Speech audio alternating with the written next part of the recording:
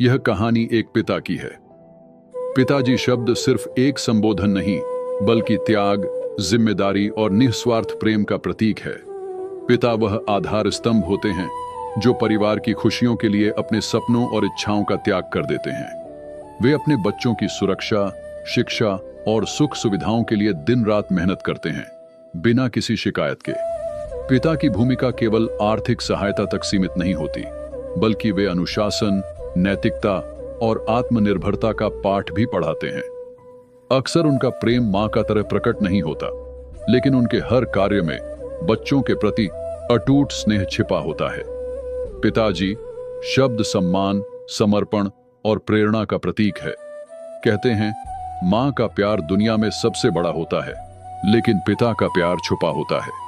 वह अपना सारा दर्द, अपनी सारी परेशानियां चुपचाप सह लेता है, ताकि उसके बच्चों को कोई तकलीफ ना हो।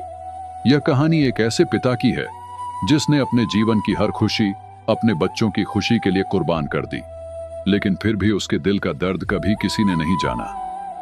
अगर आप भी अपने पिताजी से प्यार करते हैं तो एक पिता के लिए कमेंट में प्यारा सा कमेंट जरूर करें और लाइक करें। रमेश एक साधारण मध्यम वर्गीय परिवार का व्यक्ति था। गांव में एक छोटी सी जमीन और शहर में एक मजदूरी का काम, यही उसकी दुनिया थी। वह रोज सुबह जल्दी उठता, गांव से शहर जाता, दिन रात मेहनत करता और फिर देर रात घर लौटता।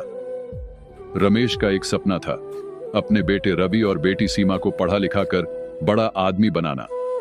वह नहीं चाहता था कि उसके बच्चों को भी वही जिंदगी जीनी पड़े जो उसने जानी थी।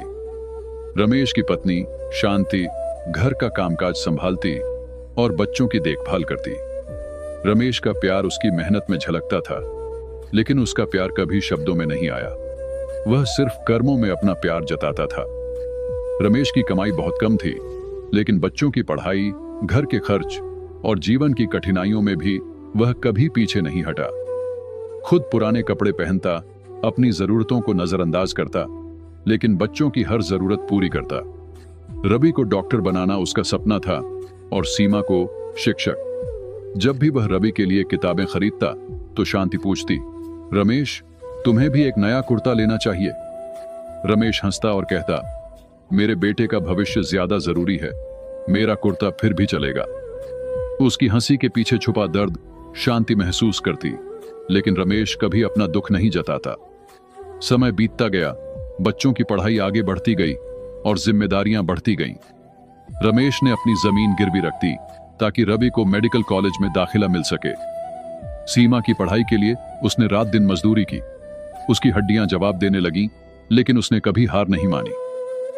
एक दिन शांति ने देखा कि रमेश की हथेलियों में गहरे छाले पड़ गए हैं। रमेश, थोड़ा आराम कर लो, तुम्हें तकलीफ हो रही है। रमेश मुस्कुराकर बोला, तकलीफ तो तब होगी जब मेरे बच्चे अपने सपनों तक नहीं पहुंच पाएंगे। समय के साथ बच्चों ने पढ़ाई पूरी की। रवि डॉक्टर बन गया और सीमा ने शिक्षक की नौकरी पा ली। रमेश की आंखों में खुशी थी, लेकिन उसका शरीर अब कमजोर हो चुका था। रवि अब शहर में रहता था और सीमा की शादी हो चुकी थी। दोनों अपनी अपनी दुनिया में व्यस्त हो गए। रमेश और शांति गांव में अकेले रह गए। रवि अब कभी कभार ही फोन करता।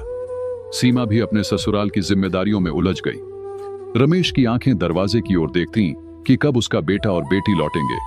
रमेश अक्सर गांव के चौपाल में बैठकर दूसरों की बातों को सुनता।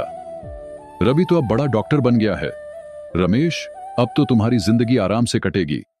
रमेश सिर्फ मुस्कुरा देता, लेकिन उसके दिल में सन्नाटा था। रात को शांति ने पूछा, क्या सोचते रहते हो रमेश?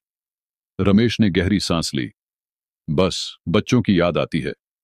सोचता हूं, क्या मैंने सच में अच्छा किया? क्या मेरा प्यार, मेरी मेहनत बेकार चली गई?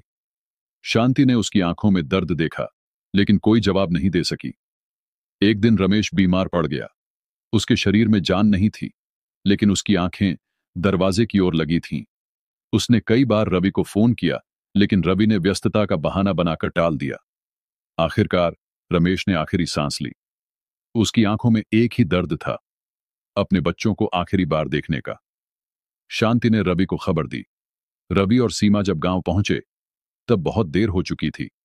रवि ने पिता की अंतिम यात्रा में उनके सिरहाने बैठकर फूट फूट कर रोया। पिताजी, माफ कर दो, मैं आपकी सेवा नहीं कर सका। आपकी मेहनत को समझ नहीं सका। शांति ने कहा, तुम्हारे पिताजी ने कभी अपने दर्द को नहीं जताया।